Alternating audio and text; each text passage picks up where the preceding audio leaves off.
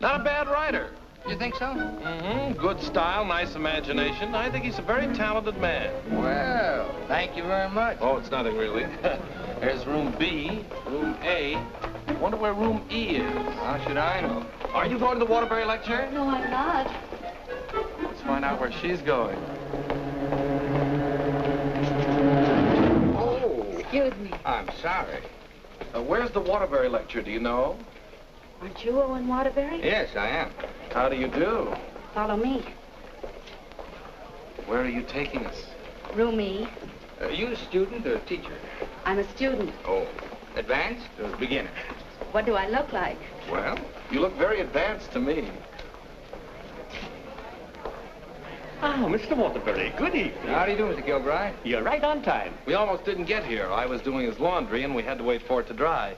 His underwear is still wet. I brought a friend, Mr. Ronnie Hastings. Oh, how do you do, Mr. Hastings? Hey, let me get you a chair. No, never mind. I'll sit in the bleachers.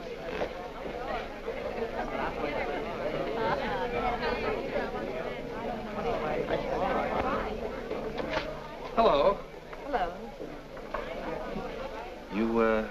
You going to be a writer, too? I hope to be someday. Well, this lecture should help you a great deal. He's a great writer, isn't he? Oh, yes. Of course, he gets most of his ideas from me. Excuse me. Yes? You're sitting in my seat. Oh, I'm terribly sorry. Good evening, Miss Gaylord. Hello, Mr. Scott. Anybody sitting here? Yes, Clarence Henderson. But he's out sick tonight. Well, then why did you make me move? Oh, Clarence and I don't speak. Oh, well... Attention, class. As I promised you, our guest speaker tonight will be none other than Owen Waterbury, author of the new bestseller, Last Year's Love. Mr. Waterbury. Oh, louder, louder. That's enough. I understand that most of you hold all sorts of jobs during the day, and yet you've been studying the technique of writing in the evening.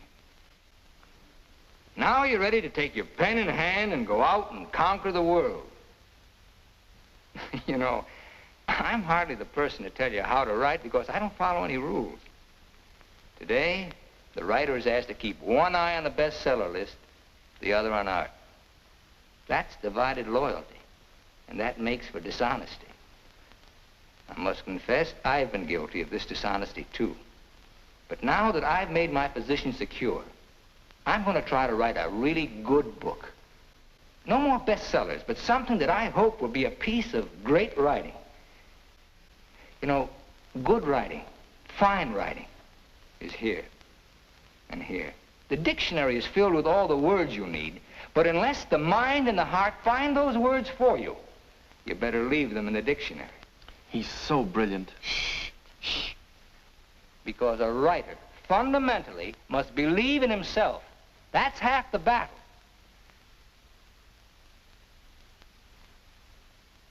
I'd like to interrupt my little talk for a moment to say that I'm going to be in a position to help somebody here in this class. Beginning tomorrow, I'm going to need a secretary. I've already placed the request with the University Placement Bureau, and man or woman, whoever qualifies, will get the job. That's very nice of you, Mr. Waterbury. Well, it's not a big job, but the surroundings will be wholesome. And you'll be able to serve your apprenticeship under someone who's already established. Well, so much for that. I remember when I wrote my first novel. It took a lot of work. I starved, lived in a little back room, all the while consoling myself that I was going to be another poet. So you're really going to work for Owen Waterbury? Well, I was offered the job by his personnel manager. I've heard a lot of weird stories about Owen Waterbury. Oh, you hear weird stories about any famous person. Why, last night his talk was actually inspiring. Steve, do you realize you've been here 5 years? Well, isn't that a little too long for anyone with my ambition? Where does Mr. Waterbury do his work? Well, his personnel manager said in his apartment. Apartment? Well, you can't expect a writer to work in an office, Mr. Harris. I want to write, and I think he can show me how.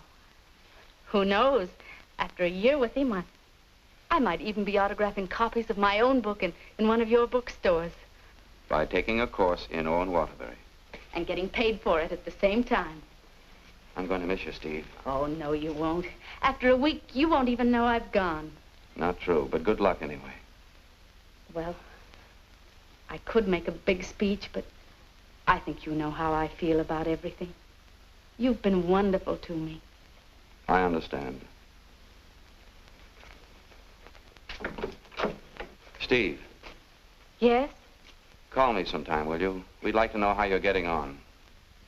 I'll call you tonight, after I get the job.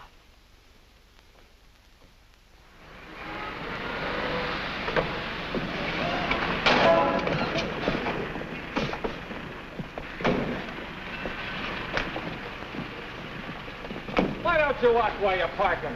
Well, you can back up, can't you?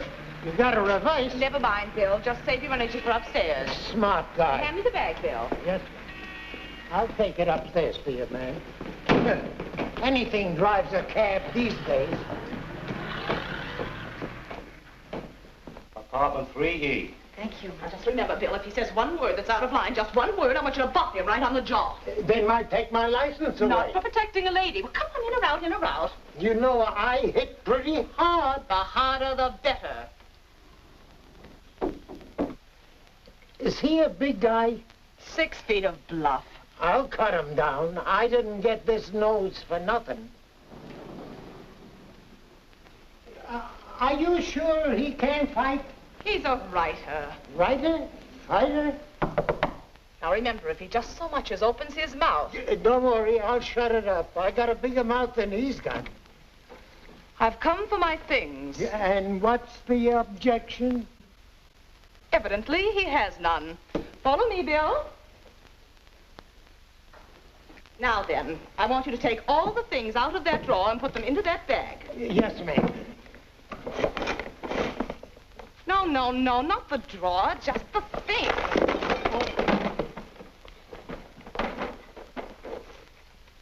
Oh, come in. Come right in. That's right. That's Mr. Waterbury's former secretary. She quit this morning. Won't you sit down? This is my mink. And how?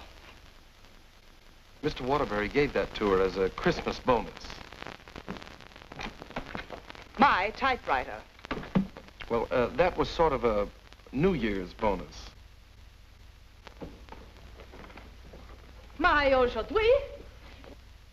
She brought her own aujourd'hui.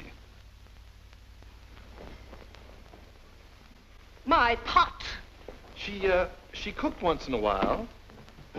My bourbon. She drank a little. My cigarette box. She smoked, too. My lipstick. Shall we adjourn to the library? Your frankfurters. Goodbye, Mr. Waterbury. Good thing you didn't open your mouth. Thank you. Come along, Bill. Don't bother with your inferiors. And now, miss, what can I do for you? This is your new secretary. Oh, yes, you're from the Kilbride School. Yes, I am. Say, look at that. She knocked over a bottle of ink all over the carpet, and it's going to be hard to get out, too. Oh, would you try cleaning it up, please, Mary? Not me. The landlady says I'm not to clean up any more messes. Just do my regular work and get out of here. Excuse me. Would you like some help? Oh, thank you very much. Say, you're going to work out fine. Here, Ronnie. I'm an expert at this sort of thing. He sure is. He cleans up about 6 of them a month. I'll need a cloth and some rug shampoo. This is the stuff you've been using lately. Here, this is a woman's job. It was a woman who did it. It was an accident. You better not let the landlady see that. She'll add $100 for damages to your rent. That's more than last month. Oh, I got some on my dress. Oh, look, why don't you work on the rug and I'll work on your dress? Why don't you two work on the rug and I'll work on her dress? I'll work on my dress. I'll work on the kitchen. Do you like hot dogs? Occasionally, yes. Fine, we'll have them for lunch, and for dinner we'll have steak. Lunch? Dinner, what? I haven't even been interviewed yet. What's your name? Stephanie Gaylord. What do your friends call you? Steve. Oh, that settles it. I think she should be hired. How are you in shorthand? 120 words a minute. Do you do laundry? Well, my own, generally. Well, you're going to have to learn to do silk shirts, 120 a minute. I'll do the cooking. And eating. Do you live here, too? No, I live next door. But he hasn't been there since July. That's because I have no kitchen. Well, we share our kitchen on a cooperative basis. He cooks and he eats. You know, Owen and I went to school together. I was in kindergarten, and he was in the 8th grade. Then I went to high school, and he was still in kindergarten. And then I studied piano and became a character in every Waterbury book. And what were you in last year's Love? I was the chorus girl who studied piano and was very bitter about the world. Where'd you work before? Who, me? I was secretary to Charles Harris. He owns the Harris bookstores all over the country. And how is Mr. Waterbury's latest novel doing? Second only to the Bible. Oh, well, he won't like that. You married, Steve? No, I'm not. Please, Ronnie, I'm not interested in whether or not Miss Gaylord is married. Oh, no. My biscuits are burning. I've had married secretaries before, and, well, their husbands were a little troublesome. They were murder. His working hours are very peculiar.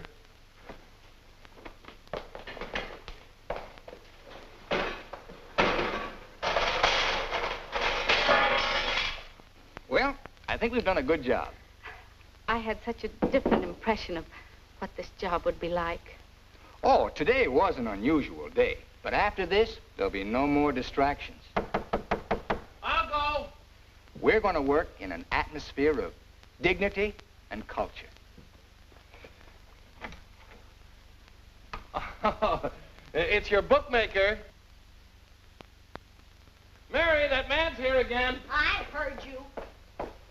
How much do I owe this time? $11.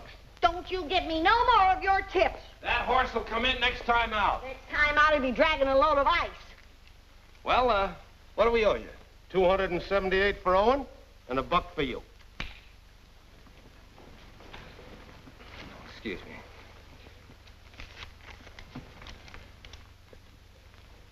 Here you are. I'll have to owe you mine till next week. You want to wager today? Well, I haven't looked them over yet, but I'll give you a call. And no more 50-cent bets. The boss don't like them. Where was I? You were telling me that everything here was dignified and cultural. Oh, yes. Now, Steve, about your other duties. I'll go. Did you just have an interview with my daughter, Mary Hastings, about a secretarial job? Why, yes.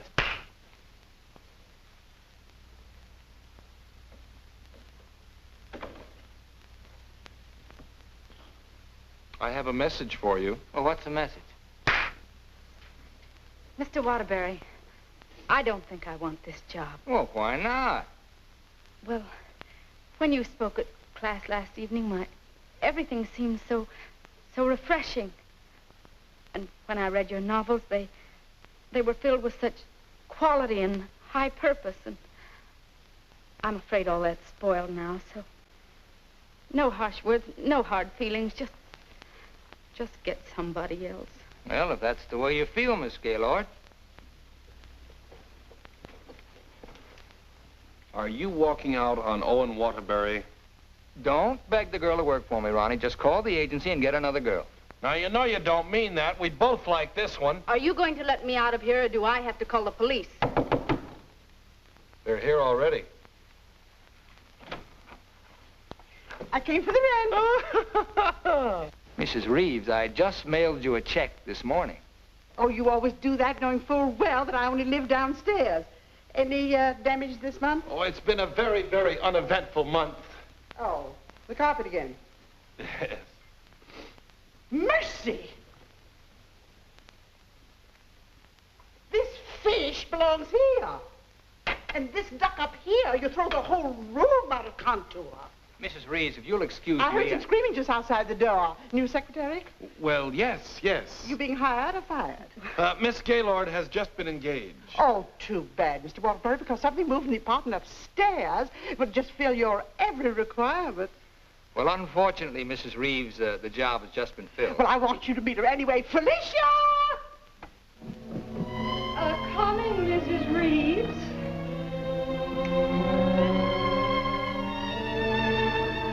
Felicia Adams, I want you to meet the famous Owen Waterbury. How do you do? Him.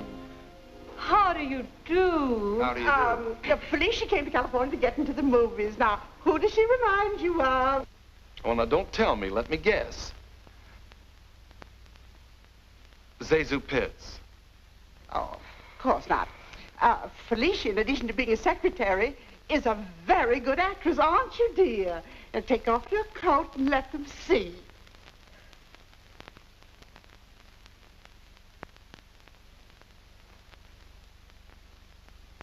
She's got a lot of talent there. I thought you'd think so. I was a model back in Texas, but I came out here for a career. Daddy's financing me. A friend of yours? No, my father. Perhaps Felicia could play the heroine in your next novel when it's made into a movie. She could do that. What's the heroine like? It's a girl from the South. Why, I'm from the South. How perfectly coincidental. She's trying to hook a rich man. She's insincere and a moron. Well, what's worrying you? Well, I'm not so worried about being insincere, but as for being a moron... Oh, now, don't worry about that. You could act like a moron, couldn't you, dear? I could try. Oh, I'm going to dramatic school. Maybe they can teach me to be a moron. If you studied hard enough, yes. It'd take a lot of work. Look, Mrs. Reeves, I haven't even started my novel yet, and it doesn't look as if I'm going to if I'm continually interrupted. Well, we'll leave and let you work. Oh, Ronnie, I'm having a party for 50 guests tonight, and I'm expecting you to entertain for us at 9. Is it informal, or shall I bathe? If you don't care to entertain at my parties, pay your rent. Well, I'm off to the horse show. You haven't got a chance.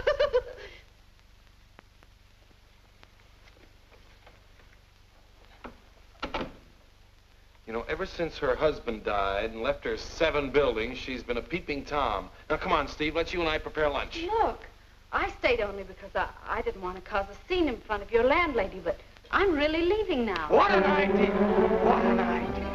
Take this down. Come on, take it down. Get your pad. Well, where's your pad? When you've got to have a pad, you can't start a job like this without a pad. All right, I'll find a pad for you,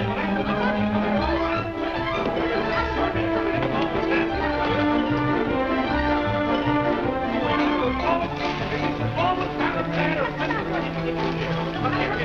Here's the pad. I got a pencil. Here, I got a pencil. Get over there and listen to this.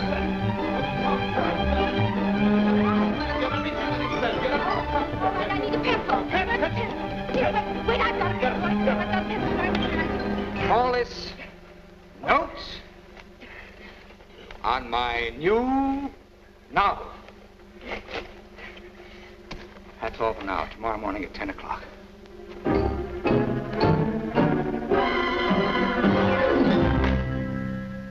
He's incubating. He's incubating at last. Come along. Does he always start a new novel? Yes, always. I remember on last year's Love, I was baking a cake. All of a sudden, he called me out, and I had to start taking dictation. And I couldn't go back until he was through dictating. At 3 o'clock in the morning, we sat down to chocolate-covered ashes.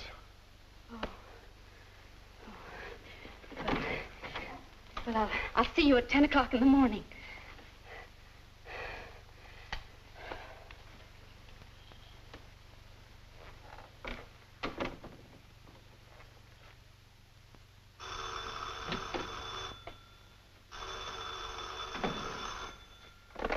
Hello? Hello, Steve. I couldn't wait for you to call me, so I'm calling you. How was the job? Well, I have to make an adjustment, you know. It's such an unusual kind of a job. I can imagine. He started his novel today. Oh? Interesting story? Well, he didn't get very far into it, but I'm sure it's going to be wonderful. He seems so excited about it. Look, Steve, let's have dinner one night this week. Well, I'll call you the first night I have free.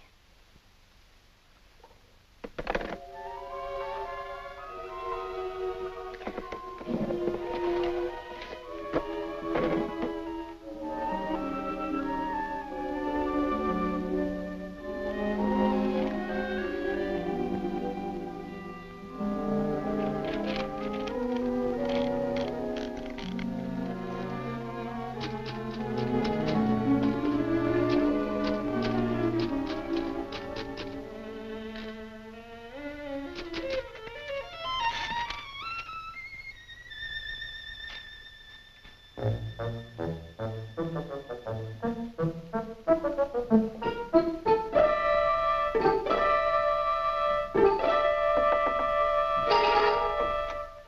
morning. Good morning. Well, you're bright and early this morning. It's 10 o'clock. Say, did you ever think how you'd look in mink? Well, I see you've got your pad. Keep your pencil poised. The genius is still dressing. I'm making potato pancakes for luncheon. He's in a sour cream mood today. If you need anything ironed, I'll be in the kitchen ironing. Well, Good morning, Steve. Good morning. Right on time. Let's see, where did I leave off yesterday? Notes on my new novel. Yeah. I'll go.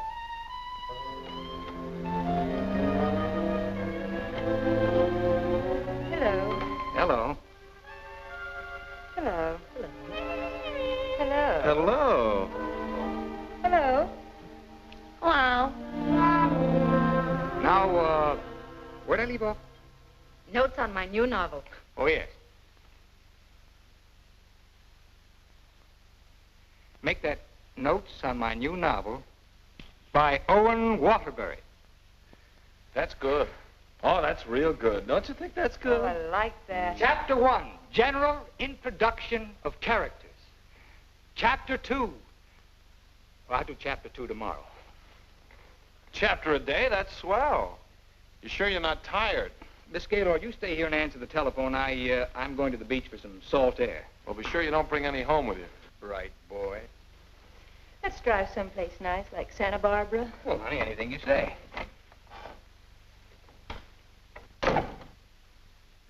Don't pay any attention to him. He's just trying to make you jealous. Jealous? Well, what makes you think I'm even interested in him? You know, for a secretary who's just been given the day off, you're awfully annoyed. Annoyed? Of course I'm annoyed. I just don't want to sit here doing nothing. I came here to work. I came here to do nothing, and now I'm working. Look, if you get paid for idleness, grab it, you fool. There goes another one.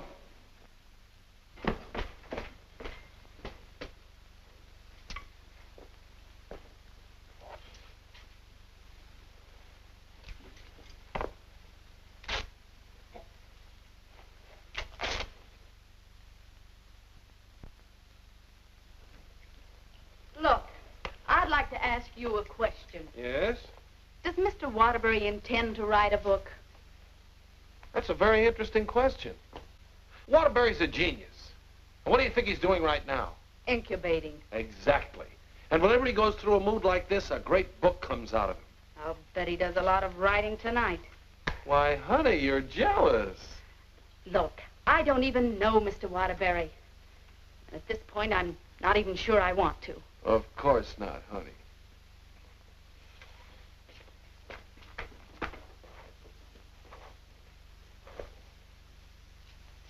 Say, can you tell me what I'm doing wrong? Everything. Here, let me have it. How can you get so many wrinkles in it? Well, he's tried 16 laundries, but he still likes my work best. These are good shirts. We're good shirts. You know, I just thought of something. What? I must be going out of my mind. Why? Well, I went to night school for a whole year to learn to be a writer. And here I am doing a guy's laundry. Oh! It's not done yet.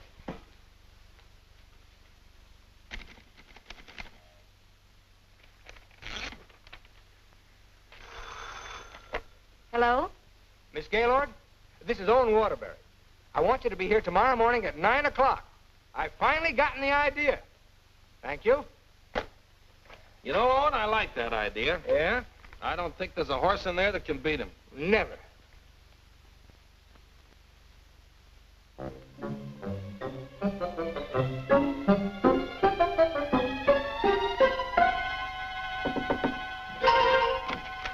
Morning. Morning. Oh, leave your coat on, Steve. The taxi will be here in just a minute. Got a pair for her? Well, she can use mine. Where are we going? To the races. The race. Haven't you ever been? Never in my life. Swell. Always lucky the first time. Come on. But what about that idea you had last Oh, that can wait till after the third race. Look, I got a horse in here. Look, Mr. Waterbury, I don't think I ought to go along. Say, are you complaining about being paid to go to the races? Come on! Please.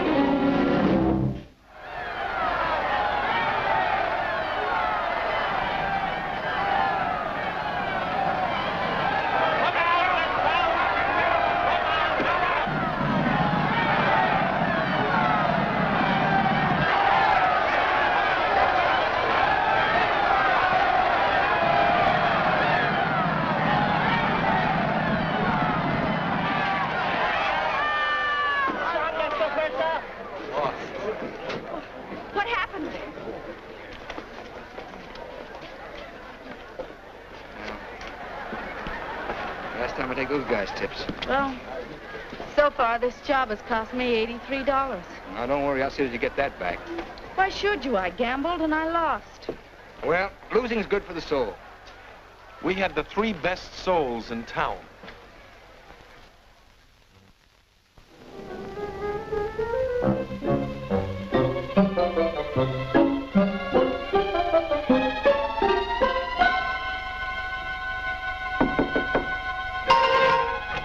Good morning. Morning. Well, leave your coat on, Steve. The plane leaves in 35 minutes. Plane? Where are you going? Las Vegas and get back your $83. Las Vegas? I can't go to Las Vegas with you. Well, are you objecting to being paid while working? Paid?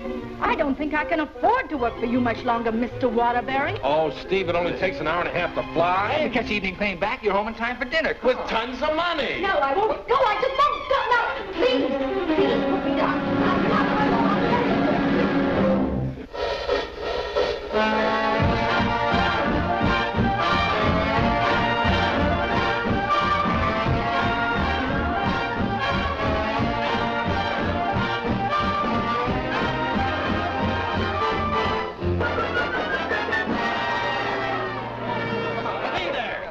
You lose.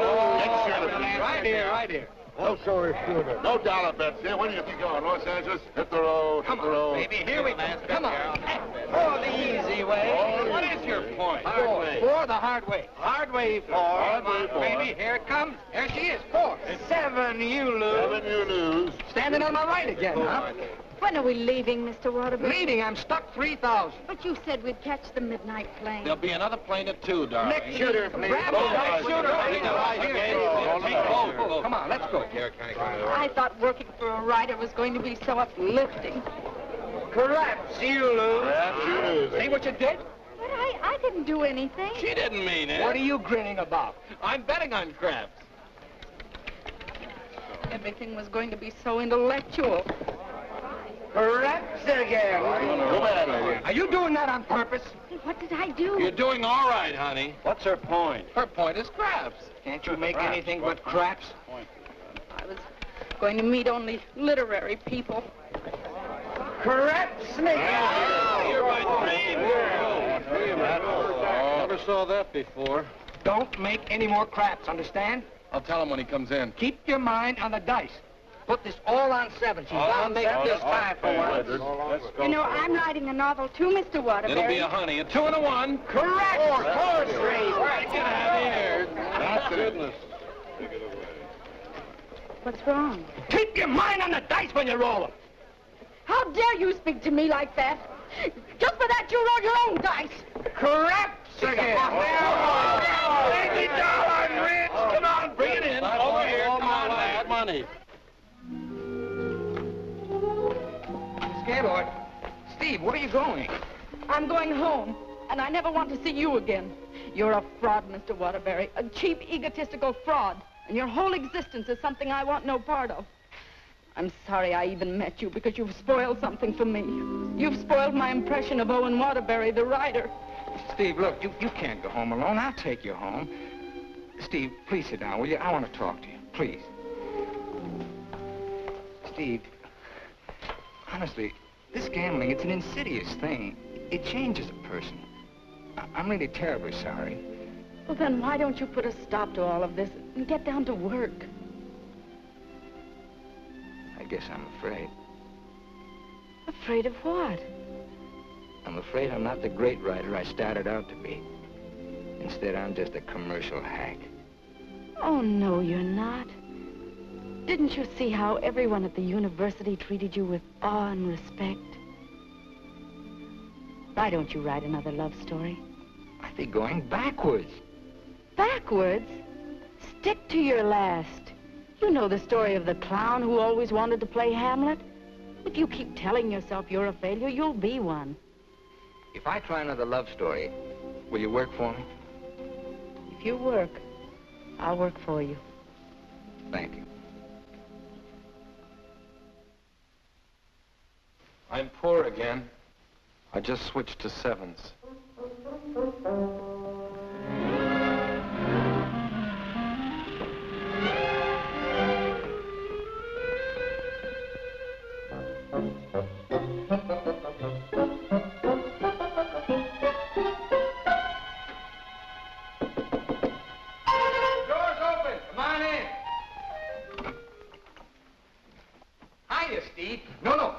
on. I'll tell you why. The taxi's going to be here in just 1 minute. What? Oh, don't worry. We're going to work, but let's do it at the beach house, huh? He's superstitious, honey. He starts all his novels at the beach house. But why the beach house? Did you like last year's Love? Very much. Well, most of last year's Love was done down there. Well, shall I take the typewriter? It'd be a nice idea. Ronnie, will you stop teasing the girl? I'll be dictating today. Come on, Steve.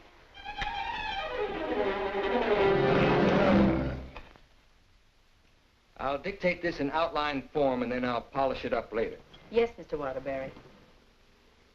This is the story of a successful novelist who began to die, morally and spiritually, until a girl came into his life.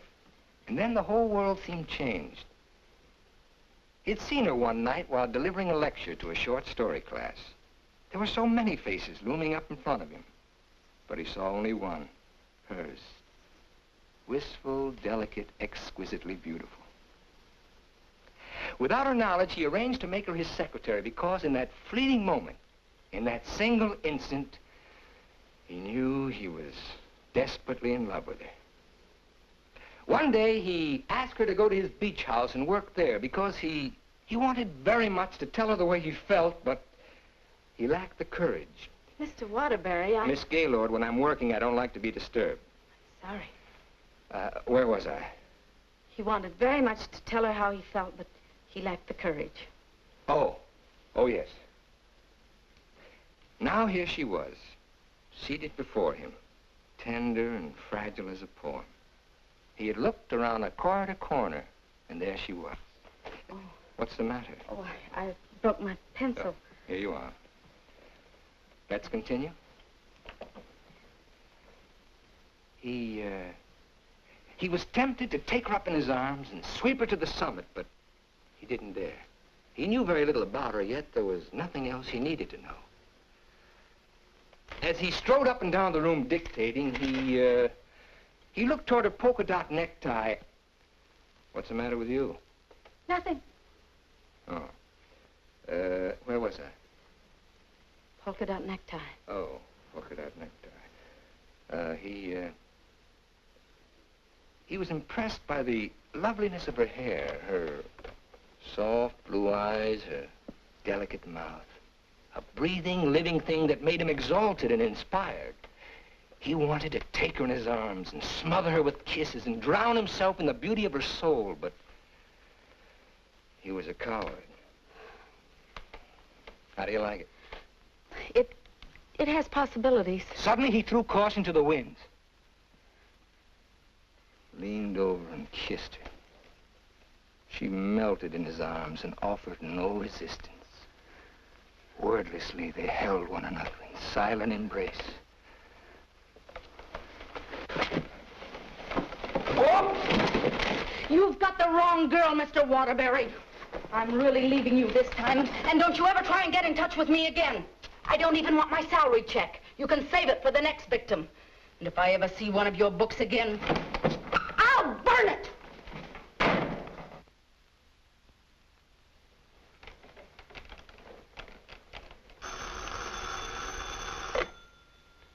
Hello. Well, hello, son. I just thought I'd call you and let you know I made dinner for the three of us. And ask Steve if she likes popovers. Steve's just quit. Yeah. I'm dictating a harmless little scene. Suddenly she takes offense, slams me on the couch with a hammerlock, and walks out. Is she insane? Well, I'll call the agency and get them to send over another girl.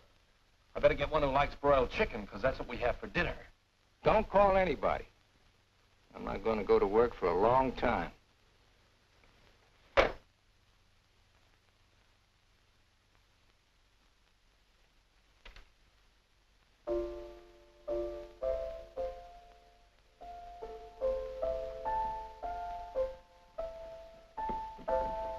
Come on, will you get out of here so I can wash these keys? I'm composing. Composing? I haven't heard a good song out of you yet. That's it. Give me that again. Thank you very much. What are you calling that thing? I got a cold in my nose. Come on, sing it. Oh, Mr. Ronnie, Oh, don't be silly. I just want to hear the quality.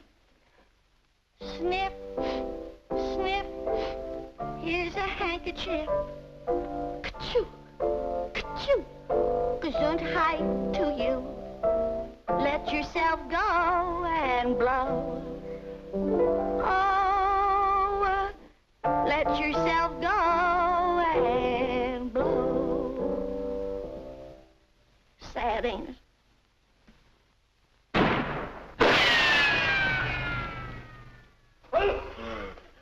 I have to have some water. Some water. Water in the kitchen. Well, I can't go in there. The place is on fire. Here, listen to it. Oh. You and your cooking. You and your popovers, they don't pop, they explode. Call the fire department. The fire department, they just put water over everything. I can't.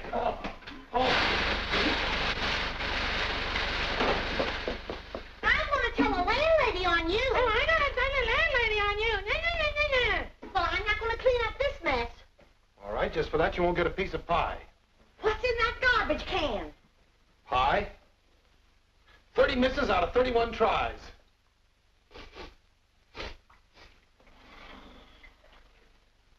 $31 misses. Well, at least the roast chicken's safe. What's that? Roast chicken? How can you pour roast chicken? Well, I had to roast it in the pressure cooker. It melted a little. Oh, he'll have his dinner out tonight. Well, so am I. You don't think I'm going to eat this horrible mess, do you?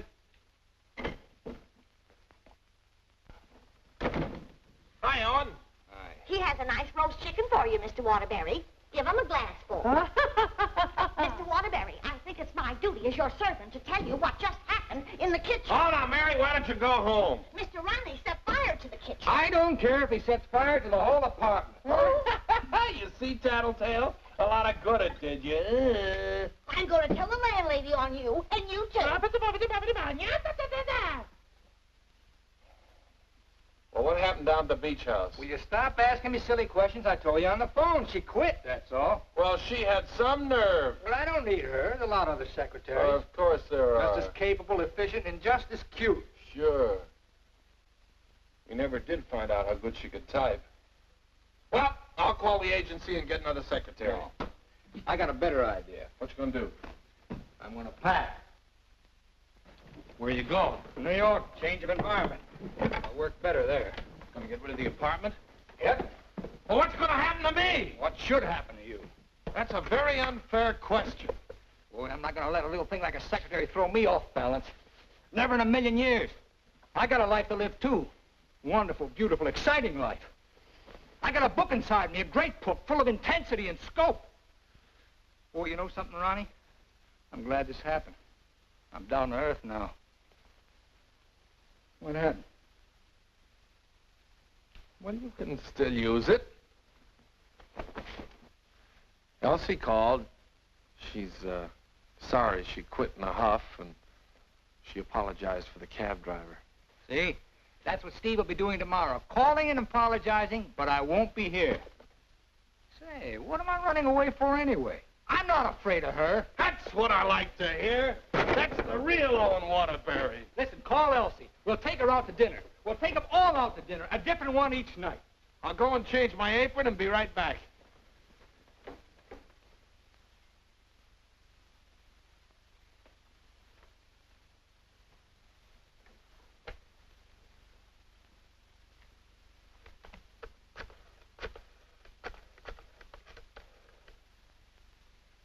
Bryan Detective Agency? This is Owen Waterbury. Yeah. Look, I want you to shadow a girl for me. Stephanie Gaylord. Now, let's all try to have a good time tonight, okay? I'm willing. Are you, Ronnie? I'm willing. Good evening, Mr. Waterbury. Hello, Francois. Here, why here? I like it here. You've always hated the Ridgely room. He's joking. I'm not joking. You've always hated it, hasn't he, Elsie? I thought so. I've always hated it. Mr. Waterbury, there's a gentleman here to see you. Gentlemen? Oh, yes. Ronnie, will you take Elsie to a table, and I'll join you in just a minute, huh? All right, but don't leave us. Don't stick Elsie with the check again. Antonio, table 3. Table 3. Where is he? Alcove 2. Oh. Good evening. Is that the gentleman? Yes, sir. Hello. Did you send me that message? Yes. Bryan Detective Agency. Devon is the name. Well, how'd you find her so fast? That's my job. There she is, right over there, with a man. Who's the man? I don't know. Do you want me to find out? Of course I do. All right, I'll start shadowing both him and her. I want you to find out everything you can about her. I think she's in love with him. She your wife? No, my secretary. I get you. Look, I want nobody to know about this. Don't worry. The way I operate, even you won't know about it. Can you check a pass for me? It'll be expensive. Well, why? The unknown quantity. You've just finished checking on a girl. Took us a year to get her pass caught up with her present. Do a good job. I will. Take care of my check. Cigarettes? Yes, give me a pack, please.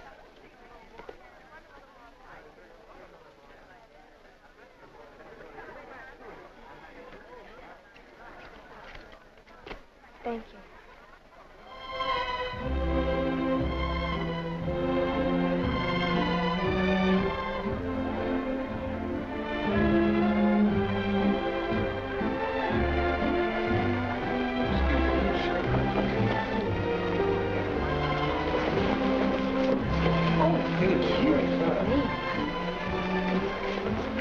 Oh, excuse... Hiya, Steve. Hello, Ronnie. Don't talk to her. I'm mad at her. Oh, I forgot. Good evening. Good evening. You know him? Uh-huh. He's my new boss, Your new boss. What's his name? Charles Harris, the bookseller. That's Steve's old boss. He's not so old. How dared you go work for him? Listen, Shakespeare, I'll work for whom I please. What, did you have to pick on her old boss? Didn't she pick on mine? When Mr. Harris called the employment agency, he asked for somebody with literary experience. How did you qualify? You used to work for Waterbury. Steve, with her principals out with her ex-boss. What about Elsie? Who's she out with? We're talking about Steve and her principals. Leave mine out of it. You know, I bet Harris hired you just to spy on me. Well, you're not very complimentary. I happen to be an excellent secretary. When did you learn to type, dear? Has he been questioning you about me? Only the normal questions about my experience. You didn't talk, did you? Ronnie, will you stop looking at everything as one big, long laugh? Oh, I've got a laugh for you, lover boy. What? They're going to be married. They're what? They're going to be married. Where are you going? I want to talk to her. Your order, please. A broiled chicken. Yours? Well, I'll have a glass full, too. Hello. Good evening. Mr. Harris, Mr. Waterbury. Well, congratulations. I just heard the good news. What good news? How about you marrying Stephanie? May I dance with the bride? That's entirely up to her, isn't it? May I? Thank you. Not at all. So she decided to get married to the wrong guy. Are we going to dance, or are you going to dictate a novel? Oh, now why should a nice, intelligent girl like you marry a man she doesn't even love? For your information, I'm not marrying anyone. Oh, well, now I respect you. You respect all girls who decide not to get married. Going back to work for him? Is this a quiz, or are we going to dance? Well, it could be both. Say, how would you like your old job back? Better terms? Not interested. I'll throw in a bonus. Marriage. Mr. Waterbury, you talk about marriage as though it was something cheap and vulgar. Who else but Owen Waterbury would invite you out for the evening and dance with another girl? I would. Say, why don't you pay him back and dance with Mr. Harris? I wouldn't think of dancing with my boss. This is me you're talking to, remember? Well, I mean, not until I'd worked for him. For a few days. Well, that's a nice sentiment. Steve, you're in my arms at last. I'm holding you at last. We're dancing. You may be dancing, but I'm holding you. Oh, like the tide, you go out, but you also come in. Owen Waterbury, you're the most maddening man I've ever met. Listen to me, Steve, I love you. Everything I dictated at the beach house I meant, but it was too much of a coward to say it outright. I love you, Steve. Marry me. Take a chance. This is me, the author with beautiful words, but I'm stuck. All I can say is, I love you. Marry me. Your chicken, madame. And your chicken in the glass, sir.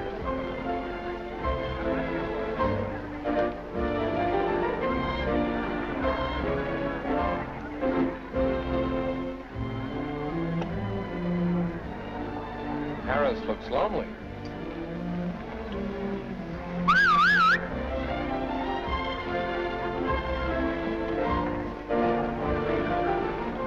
Oh, Mr. Harris, this is Ronnie Hastings. How do you do?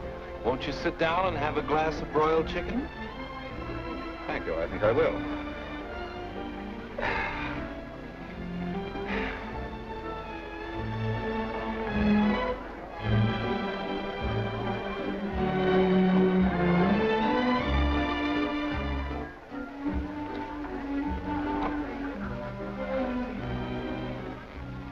You ever hear the story of the unholy three? If you don't mind, I think I'll be running along. Mr. Harris, would you mind taking me with you? Not at all. Well, who's going to take me? You watch the floor show.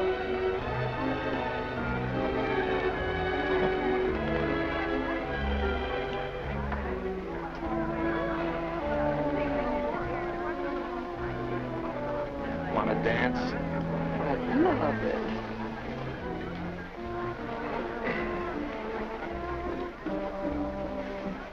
Are you a gigolo? After tonight, I think I will be.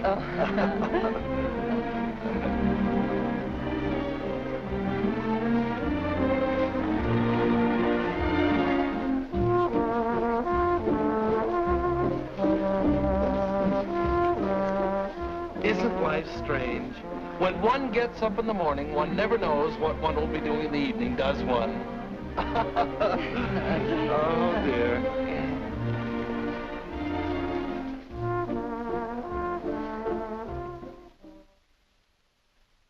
And in addition to the office supplies, please order one Remington electric typewriter for the outer office. Mr. Harris's office. Just a moment, please. Hello? Yes. What? When? Thank you. Goodbye.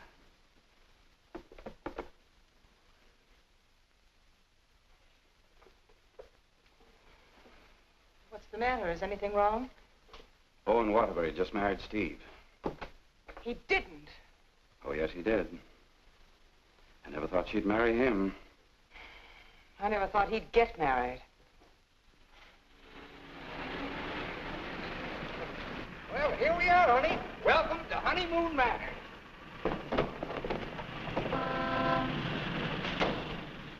Congratulations! Hi, Ronnie. May I be the first to kiss the bride? Or am I the first? I'm not a very wide-awake bride. Honey, let's get some sleep and then we'll go over to the beach house, huh? How long you been driving? 24 hours. Las Vegas and back. Oh. Hey, whose bags are these? Oh, those are Felicia's. As soon as I told her the news, she decided to move out. It's a good idea. Darling, this is quite a threshold. 3 stories up. Well, we can use the threshold upstairs. Oh, good idea. Hiya, Felicia. Congratulations. You did very well. She certainly did. I'll get you moved in as soon as I get her moved out. Okay. Why don't you try the building next door, dear? Driver, old lady's home. Whoop. Hello, Mary. Oh, I'm so happy for both of you. Well, thank you, Mary. Very sweet of you. Yes, darling. Hello, darling. Hello, dear. Votre bagage, madame et monsieur? I made a wedding breakfast. Spaghetti and meatballs. Look, Ronnie, I know you're trying to be helpful, but, well, this is our honeymoon, and, well, we'd like to be alone. Oh, sure, sure. Say, Steve, be nice to him, will you? He's my only means of support.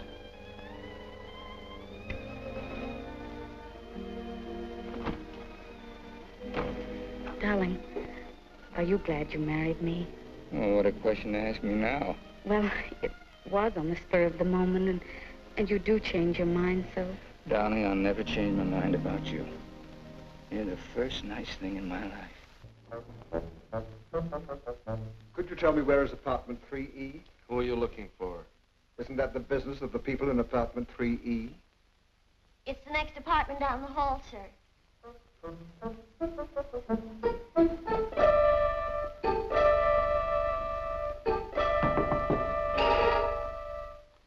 I beg your pardon.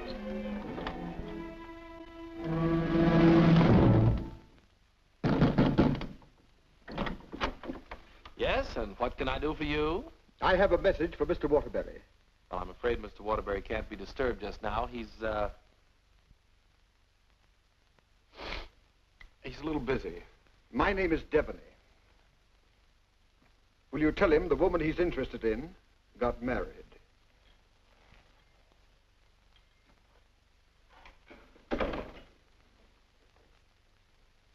Hey, Owen!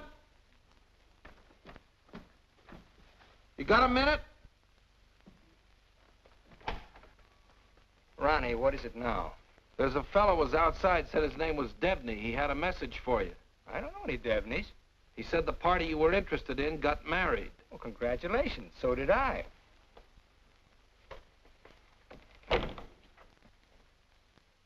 Darling, whom were you interested in who got married? There's only one married girl I'm interested in.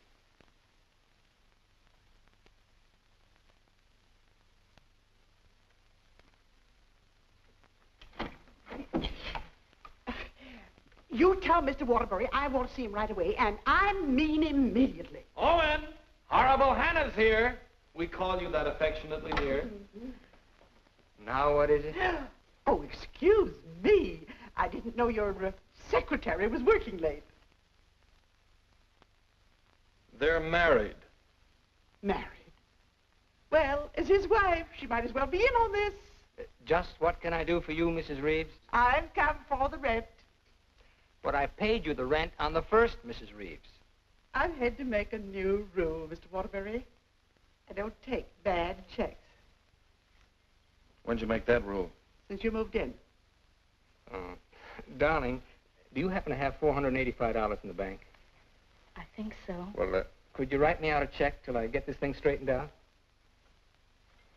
I can't understand how my account got so low. That $6,000 for the crap game? Oh, yes. And the $2 for the marriage license? One has to live. Thank you, dear. Thank you, Mrs. Waterbury. I never thought I'd ever call anybody Mrs. Waterbury. Oh, well, I'll just walk you down the hall. Oh, thank you, Ronnie. Is this any good? She's loaded. Well, I suppose an explanation is in order. You don't owe me an explanation. Oh, but darling, I want to explain. Oh, excuse me.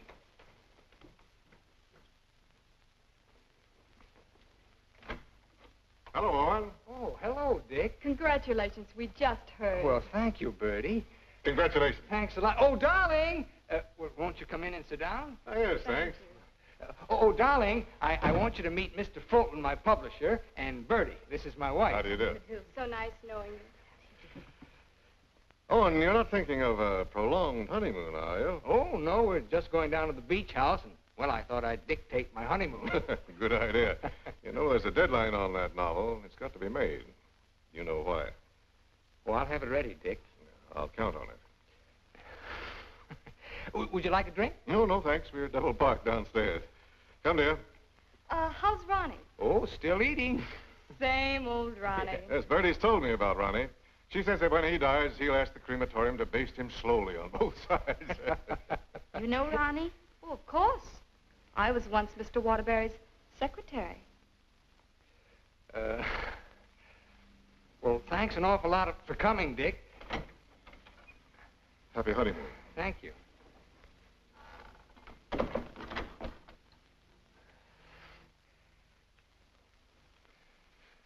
Darling, why did Mr. Fulton look at you so accusingly? Well, I owe him $20,000. I drew it as advance royalty against my next novel. And that mink coat Mrs. Fulton had on? Is that one you gave her? Oh, Bertie meant nothing to me. I'd written a bestseller, and I was throwing money around like water. Well, you can always take it back and give it to Mr. Fulton as part payment. Oh, darling, I'll get you 100 mink coats. Darling, I don't think I can afford 100 mink coats. After all, paying your rent will keep me broke. Honey, did you marry me for my money? No, but I'm beginning to think you married me for mine. Look, darling, let's get out of here. We're never going to be alone here. Honey, I know a perfect little mountain cabin away from publishers and landladies. And secretaries? Well, except you. And I'm going to work. I promise you. I promise you.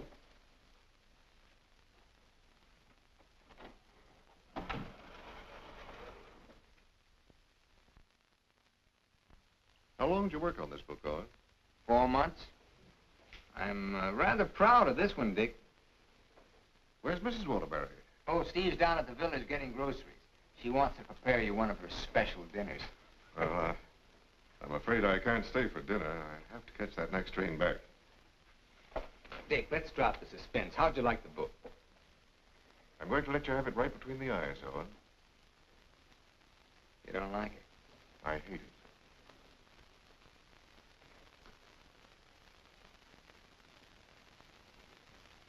It's just about the worst piece of drivel I ever read. Why, if I were to publish this, Owen, it would ruin you. Fortunately, I found another book to use in its place. What's the matter with me, Dick? Am I through? Of course not. Every top-flight novelist has a bad book in him. But how am I going to pay you back your money? Well, don't worry about that. I'm sorry, Owen. Darling, I got some of that wonderful venison. Why, hello, Mr. Fulton. It's so nice seeing you again. Miss Waterbury? Do you like venison? Well, I'm afraid I can't stay. Oh, why not? I've got some very important business in town. Well, I'm very sorry. I was going to fix you one of my special dishes. Oh, I'm sorry. Well, some other time. Goodbye, Mrs. Waterbury. Goodbye, Mr. Fulton. Goodbye, Owen. Goodbye, Dick. He doesn't like it. No? Do you think he's right? He's always been right. Until he married Bertie. Oh, what's that got to do with it? Well, maybe he's changed. Ever think of that? Maybe he sees you through different eyes. Oh, you talk like a fool. Owen, let's face it. Your book is now being published by a man who sees his wife in your arms on every page. He thinks that girl in there is Bertie in you. You're a child. Bertie meant nothing to me. He doesn't realize that.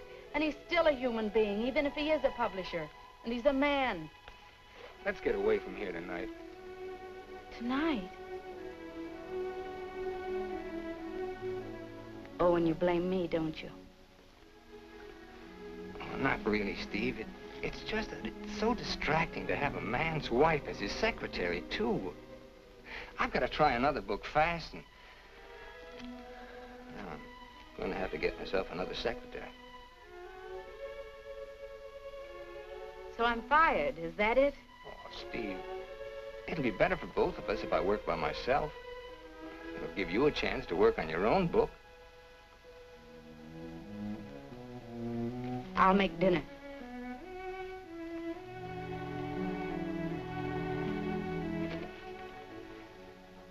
Owen, I finished my book. Oh, you did? Well, I'd like to read it. It's been on your dressing room table for 2 weeks. Oh, well, I'll read it on the train. Don't bother. Oh, you're hurt. No, I'm not.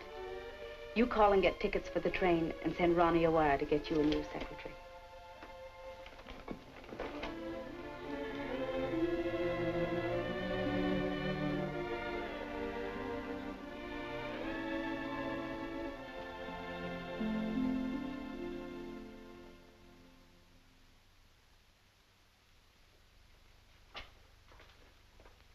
Oh, hello, Mrs. Waterbury. Hello, Elsie. Mr. Harris told me you phoned in from the station. Did you have a nice honeymoon? Very nice, thank you. It must be lovely up at the cabin this time of the year. Yes, it is. A Waterbury original? His last. Steve. Hello, Charles. Sit down, won't you? Thank you. Oh, you're looking fine, fine. Well, 4 months of the outdoor life. None the worse for it. Charles, I want you to do me a favor. This is Owen's latest book.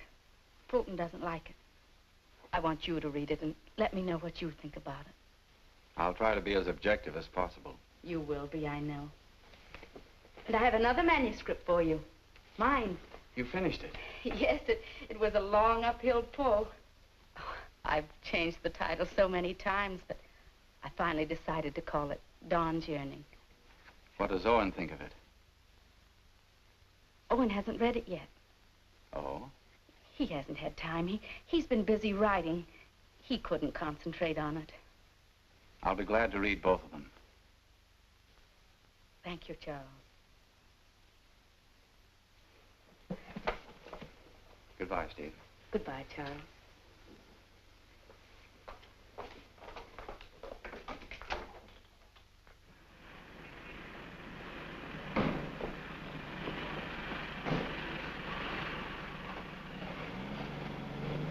I was on the 3rd floor, but I can't find the Waterbury apartment. Well, here's Mrs. Waterbury. Oh, how do you do? The employment service sent me over. What for? Oh, Mr. Waterbury wants a new secretary. Oh, is that so? Yes. Well, follow me. Oh, thank you. I know it's going to be so exciting working for Mr. Waterbury. You just love it. I know I will. You know, this is such a rush call, I hardly had time to dress. Well, dress beautiful. Oh, thank you so much. You know, I make my own clothes. Oh, really? Yes. Come in. Come right in, Miss, what did you say your name was? Hilda Schneebacker. Miss Schneebacker. Owen, darling, this is your new secretary. How do you do? This is my husband, Owen Waterbury, and this is Ronnie, our next-door neighbor. How do you do? Can I get you something to drink? Have you any beer? Well, I should say we have. And we have pretzels, too. You know, I could just drink a barrel of beer. What did you ask for on the phone? I thought they knew our account. Dope. Oh, don't bother.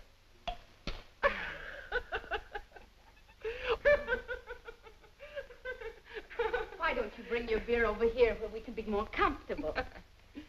Oh, do you do laundry, Miss Schneebacher? Just shirts and socks. I don't like to do sheets. Well, sit down, please. How are you on handicapping the horses, Miss Schneebacher? Oh, yesterday I picked 2 winners. Played them both right on the schnozola. Oh, and I think she's enchanting. What size coat do you wear? Do you have to wear a coat on the job? Oh, Mr. Waterbury likes to give all his employees mink coats for Christmas. Oh, I wish I'd known that. I could have saved the skunk's life. I wonder who she means. I'm gonna love this job. You're all so nuts.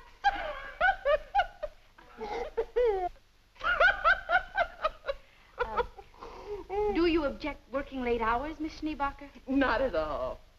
A room with a girlfriend. I haven't seen her since New Year's. Miss Schneebacher, I'm afraid this job is going to be a little too much for you. But why, Owen? Well, you see, several parts of my new novel are mostly in French, and, well, I'm sure you don't speak French, do you, Miss Schneebacher? Studied it for 6 years. Once I had a French boyfriend. We had no trouble. Yes, but how's your shorthand? Shorthand? I don't take shorthand. You don't take shorthand? Well, no. The agency said this was strictly a typing job. Oh, no. This is mostly a shorthand job. But I could learn it. I'm afraid not. Well, guess that lets me out. Leave the glass, please. Oh. Thanks for the beer.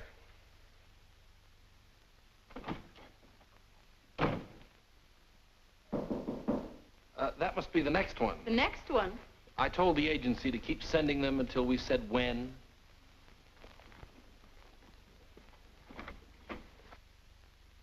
How do you do? Is this apartment 3E? Yes, it is. Does a Mr. Owen Waterbury live here? Yes, he does.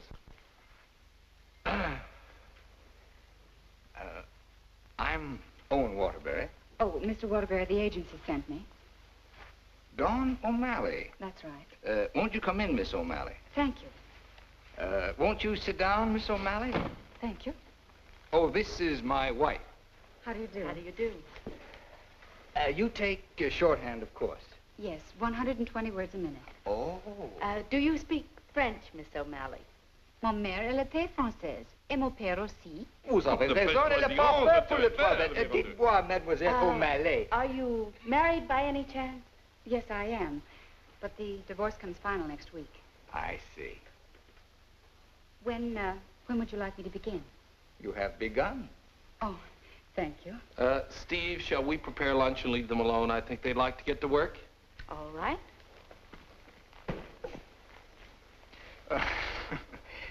Tell me, did you ever work for a writer before? Yes, once about 3 years ago. But I'd rather not talk about it. Oh, well, why not?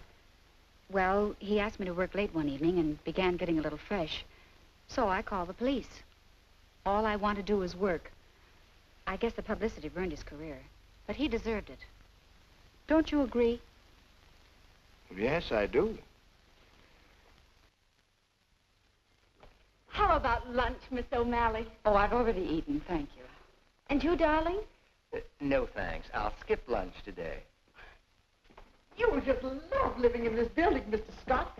And you'll just love the Waterburys. They're so bohemian. Crude. I'll go. Oh, hello. Hello, Mrs. Waterbury. I want you to meet your new neighbor, Sylvan Scott. He's moving that little bachelor apartment upstairs that Felicia used to have. Yes, I know, Mr. Scott. Hello, Stephanie. How nice. Come in, come in. Now I want you to meet the important member of the family. This is the great Owen Waterbury. Oh. How do you do, Mr. Waterbury? And How do you do? This is The horrible Ronnie Hastings. Hello. new secretary. Yes, she was just hired and I was just fired. Mr. Scott's a writer, too. My building will be just crawling with them. Yes, Mr. Scott and I went to night school together. We sat next to each other. Mr. Scott used to be a ball player. Just look at those shoulders. And they're not padded either. Well, what do you know? Sylvan writes that wonderful radio program called John's Mother's Lover. John's mother's sweetheart. Oh, yes. Tell me, confidentially, is John's mother going to marry her, sweetheart? No, John's father objects. John has no father. Oh, poor John. Sylvan, you'd better rush upstairs and start to work on that radio program. You mustn't neglect John. Well, I'm in a little trouble. You see, my secretary just got married. Oh, what on earth are you going to do? I don't know. I could help you, Sylvan. You, Stephanie? Yes, you see, I was Mr. Waterbury's secretary before he married me. That's right, you were. The marriage was a bonus.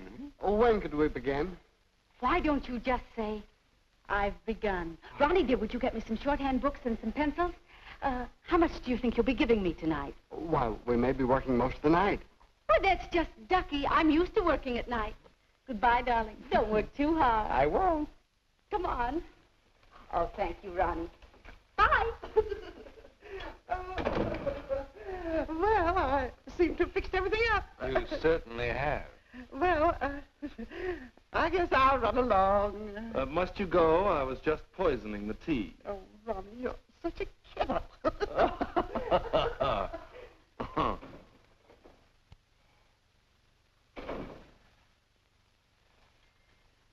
You know, you're gonna really like it here, honey child. Watch your hands. I don't tolerate familiarity from anybody, and I mean anybody. I once ruined a man's career, and don't you forget it. Miss O'Malley, you may have the day off. Why don't you make it a year? But I haven't even begun yet. Oh, that's all right. You get paid just the same. Oh, well, all right. What time tomorrow? Oh, any old time. Suit yourself. But I don't understand. Well, how about noon? All right. Thank you.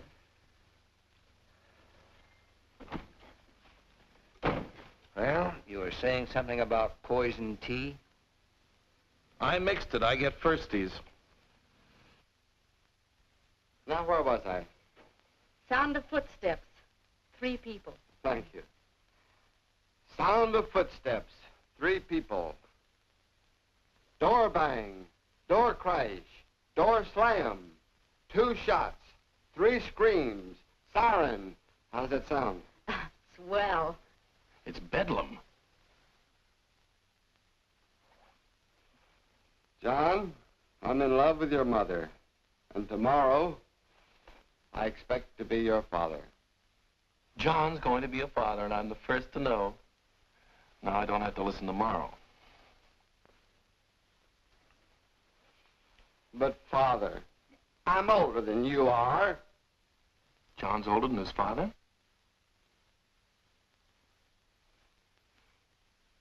What happened? That's what I'd like to know. I don't know. But don't you worry, Miss Waterbury. I'm not going to do anything.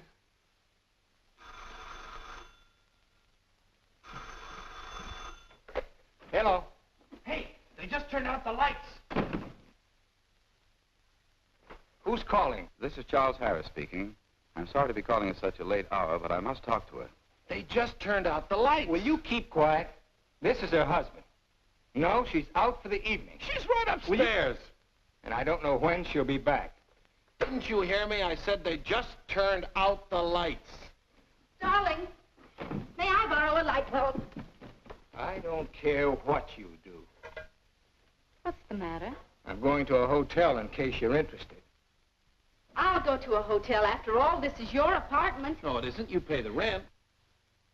Ronnie, will you take this up to Mr. Scott, please? Oh, and you can't possibly be jealous of that man upstairs. Why, he's utterly harmless. Boy, you really had me fooled. Why do you say that? Charles Harris just called. Have you seen him, Steve, since we came back? Oh, and it's terribly late, and I don't like cross-examinations. After all, we're two adult human beings, and we should be able to trust one another. Don't smile it away with pretty words, Steve. Have you been seeing him? Yes. All right, then this is it. But I only saw Charles Harris for one reason. I took him your manuscript. He knows a great many publishers. Please don't. It's too late for that. I felt at the nightclub you were in love with Harris, and I knew he was in love with you. After all, 5 years is a long time, and I was a fool to think I could break it down. I never loved Charles Harris. Well, you never loved me. You were in love with a schoolgirl notion of a popular novelist. I really try to play this straight with you, Steve, but I guess I made a beautiful mistake. Owen, I was in love with you before I met you. Something in your writing, the tone, the feeling, the quality appealed to me so much that I used to imagine your books were written just for me. It's true, I built it up in a schoolgirl way, and I was so caught up in it, I guess I would have married you the night you lectured in class. If you'd stepped off that platform and asked me, I would have married you. Just like that. How can you talk to me like this? I put you way up there too, Steve. But you tore it down in the cruelest way any woman could. You once called me an egotistical fraud. But what about you, Stephanie Gaylord? What have you been? Go ahead, phone him. He's waiting for you. Owen!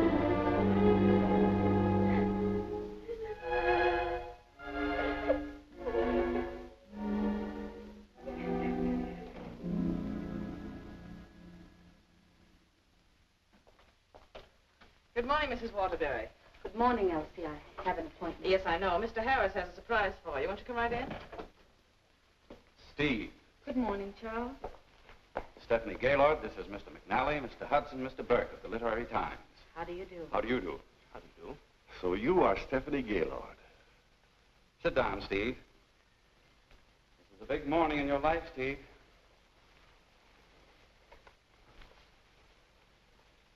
Mr. McNally is head of the publishing house in New York. He flew down this morning. That's why I called you so late last night. We've read your book, Miss Gaylord. How long have you worked on it? About 5 years.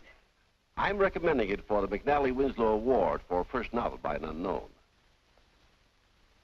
I didn't know you were going to show my manuscript to anyone. I couldn't do anything else after reading it. But don't you see what this will do to Owen? What has Owen got to do with it? Well, Owen's the big guy in my family, and his novel's just been turned down. And if this happens on top of that, it would just about destroy him. He has to have a sense of importance. He's lost all faith in himself. You mean your husband would feel a sense of competition with you? You don't understand, Mr. McNally. Owen's in trouble. And as his wife, I have to help him climb out of it. Steve, I thought you wanted to write more than anything else in the world. I thought so, too, before I married Owen. What about Owen's manuscript? Did you read it? Yes, it isn't bad. It's good. But it doesn't have what this has. This has greatness.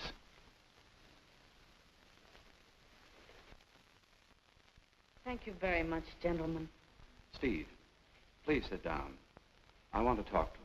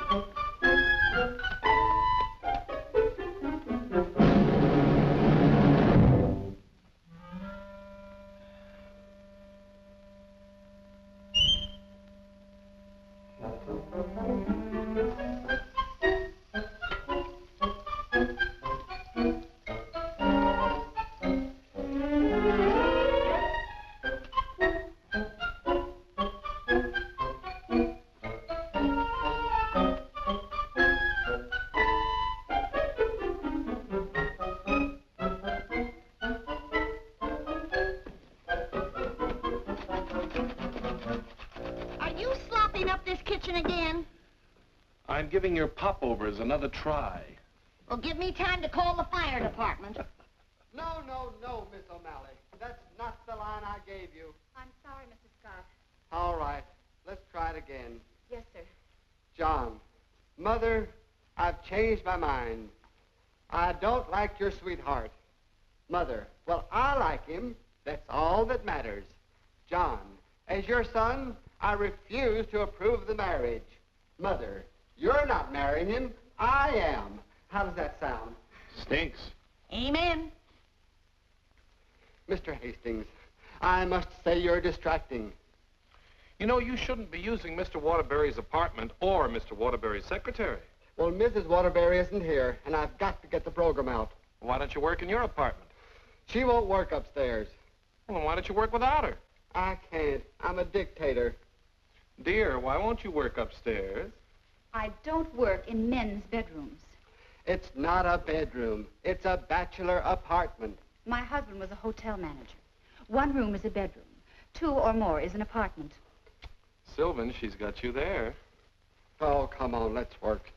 Hello, Mr. Waterbury. Yes, what can I do for you? Remember me? I'm Deboney of the Brand Detective Agency. Oh. What's this? A bill for $845.62. For what? For shadowing and delving into the past of one Stephanie Gaylord. But I married her. We've shadowed married women before. Hi, Owen. Get rid of this guy. You want me to call the police? I am the police. What's this doing here? That's my laundry. Do you expect my wife to do your laundry? Say, that's a little large for you, isn't it? That's Mrs. Waterbury's laundry. That's mine. Well, take it and get out of here. And as for you, Mademoiselle O'Malley, you're fired for taking dictation from somebody else. Well, that suits me just fine. I wouldn't work for you even if I did like your horrible writing. Where's Stephanie? I don't know where she is. I know where she is. Where? You pay this bill and I'll let you know. Oh, Ronnie, do you happen to have $845? And 62 cents. Why don't you write him a check? Oh, yes. Call that number right away. Here is the detailed report. It's very amusing. You see, I had to shadow you at the same time that I shadowed her. Here's Stephanie. Oh, good. Stephanie, where are you? What? What are you doing there? Stephanie, if there were ever any chance of our getting together, this kills it now. Finally and for all time, we're through. Charles Harris's apartment. Just like that. No sense of shame. Well, maybe she got her old job back and is working for him. At his home? What decent, self-respecting girl worked for a man at his home? Maybe she's a secretary. Please, don't tell me about secretaries. He could tell you. Here's the report. Page 3 is wonderful. Thank you. Call the employment agency. I'm going to show her. Look, I want a girl this time who's capable and efficient. I'm calling for Mr. Owen Waterbury. A fast typist. I don't care what she looks like. We don't care what she looks like, as long as she's attractive. Do you take shorthand? Oh, but of course. 120 words a minute. Mm-hmm. And, what did you say your name was? Miss Pigeon.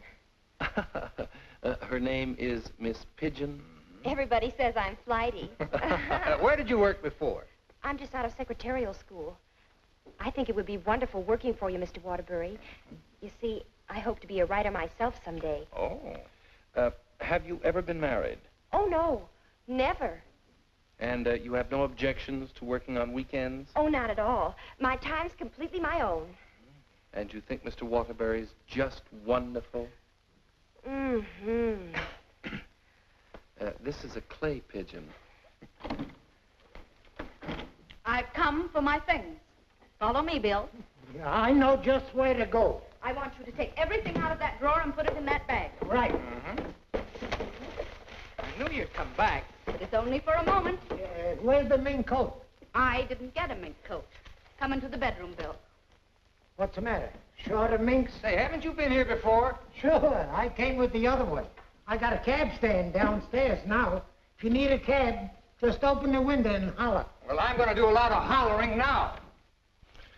That's his former secretary. Get my bag and things out of the closet. Oh, so you're not in love with Harris, but you go to his apartment. You wouldn't let me explain, and now I'm not going to. Explain? What kind of an explanation could you make anyway? It doesn't matter anymore. You're right, it doesn't matter anymore. Isn't she getting awfully personal? What a wonderful typist. Charles Harris's apartment. Just like that. Just like that. Anything else, miss? Yes, my picture.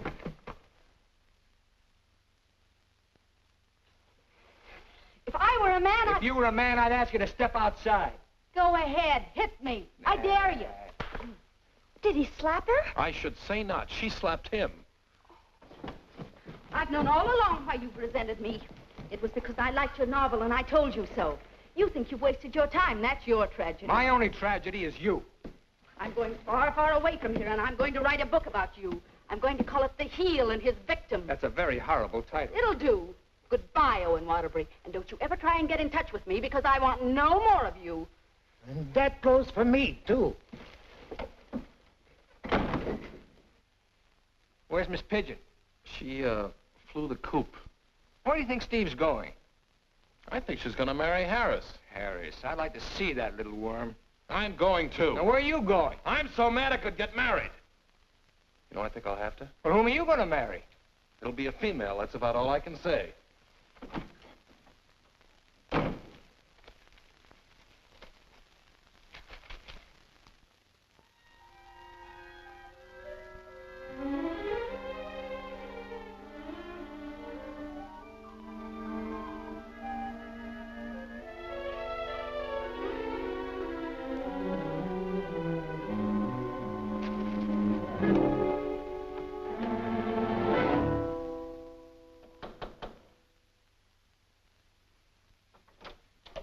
I'd like to see Mr. Harris. Your name? Owen Waterbury. Excuse me, sir. And excuse me. I didn't mean to disturb you and my secretary. Your former secretary. Oh, I didn't know you were in the middle of dictation. Your sarcasm is quite uncalled for. Of course, I don't have to tell you what I think of a man who behaves this way with a secretary. You keep out of this, Elsie. Look, Charles and I are going to be married. Congratulations. What? Just where does that leave my wife? How do you suppose she's going to feel about this? She's in love with you, you know. You never deserved as fine a girl as Stephanie anyway. You know, Harris, I've always wanted to tell you that I really think you're a crude person. Your motives are very obvious. You've given me a lot of grief ever since I married Stephanie, and I came up here to tan your hide. So put up your hands and defend yourself like a man. Oh, you can't nobody's hide. Oh, listen to me, you fool. Why do you think Stephanie came up here in the first place? Because she wrote a novel and Harris wanted to have it published. But she didn't want that. She was afraid it would hurt your vanity and wreck your marriage. She wanted him to help you instead. Oh, look, I've read your last book, the one Fulton turned down. It's grand, it's exciting, it's wonderful. Fulton's wrong. He's just jealous because of Bertie, and it's all your own fault, Mr. Great Guy. You know, someday Stephanie's going to be a better writer than you are. That's my opinion, and you've always valued it. Here, Stephanie's novel. Read that and really get jealous. You know, you're not going to get her back. She's gone away, and it serves you right. I hope I kicked a little sense into you, but I doubt it. Goodbye, Mr. Waterbury.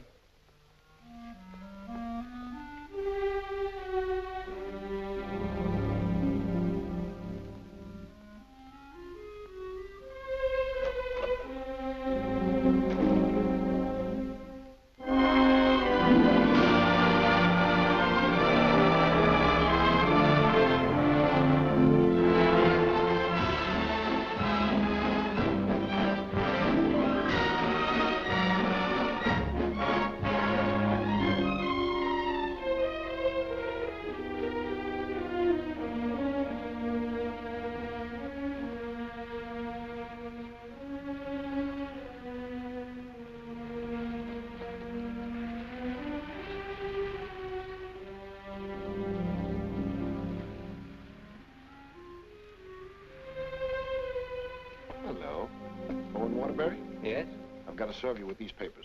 What for? Suit for divorce from Mrs. Waterbury. Thanks.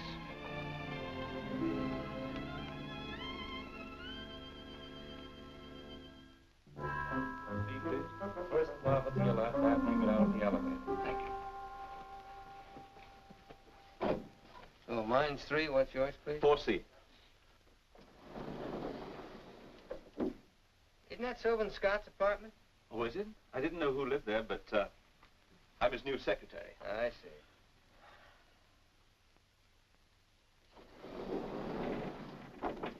Good luck.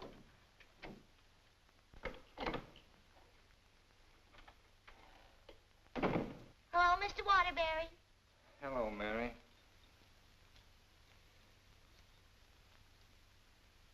You want a drink? Well, I guess so. Mary, did you see Ronnie around? Well, I haven't seen Mr. Ronnie in about 3 days. But I heard Telly got married. Married? Gee, that's funny. He didn't even invite me to the wedding ceremony. Me neither.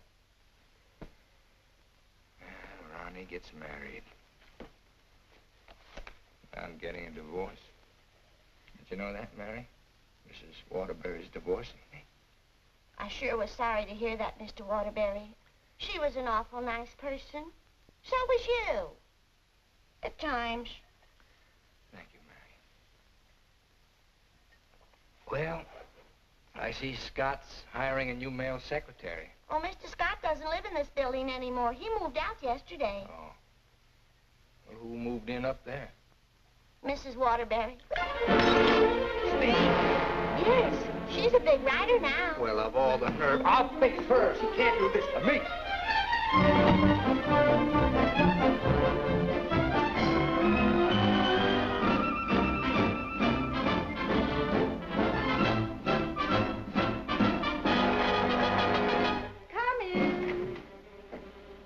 Yes, what can I do for you? Out. But I said get out. But I don't understand. Don't you listen to him. This is my wife. You're his wife? I'm trying very desperately not to be. Didn't you get the divorce papers today? You're still my wife until the final decree, and that takes a whole year. Are you still here? I said get out. Mr. Simpson, you come back here tomorrow morning at 9 o'clock. You'll come back here never. If I find you here again, I'll throw you out on your ear. Hiring male secretaries right under my nose. Right over your nose, dear. And don't be cute at a time like this. Why'd you take this apartment anyway? Because it was the only one I could find, and Mrs. Reeves was kind enough to let me have it. Oh, sure, sure. I thought you'd think I was chasing you, Owen Waterbury. But my living here need cause us no embarrassment. We can be friends, meet in the hallway, and exchange polite little hellos. I exchanged polite little hellos with your friend Harris recently. Elsie was there. She told me all about your book. Oh, you didn't want to have it published because of what it might do to me. Silly. I mean, do you think I look upon you as a competitor? Don't you think I can compete with you, Mr. Waterbury? I read your book last night. Kept me up most of the night. You want to know something? Yes. You're better than I am. But don't tell anybody because I'll deny it. Now, you listen to me, Mr. Owen Waterbury. I'm a human being, too, and I have certain rights and privileges. I had an idea for a book, and you made me lose a very good secretary. Well, look, why don't you dictate it to me? You? Sure, I can take shorthand. Owen Waterbury. Look, you want to know a secret? What? I'm a better secretary than you are. Oh. All right, prove it. Get the shorthand book and pencil. Okay. And I don't want to hear another word about our personal problems until I get this down. Let's call this Notes on My New Novel by Stephanie Gaylord. This will be the story of a girl who became secretary to a very egotistical man who thought he knew everything there was to know about writing. Oh, now, wait a minute, Steve. Please, you're interrupting my train of thought. He was attractive. In an ugly sort of way. Thanks a million. Will you please stop interrupting me? But he was filled with childish frustrations and complexes which she, in her silly way, tried to cure.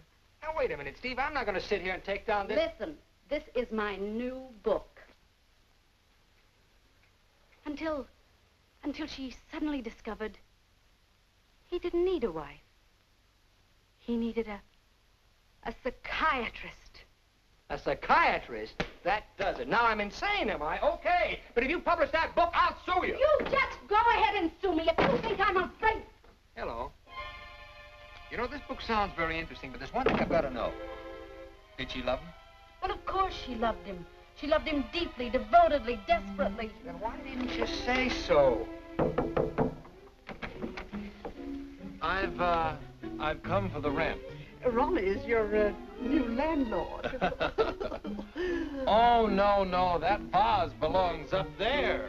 And this belongs here. And this belongs here.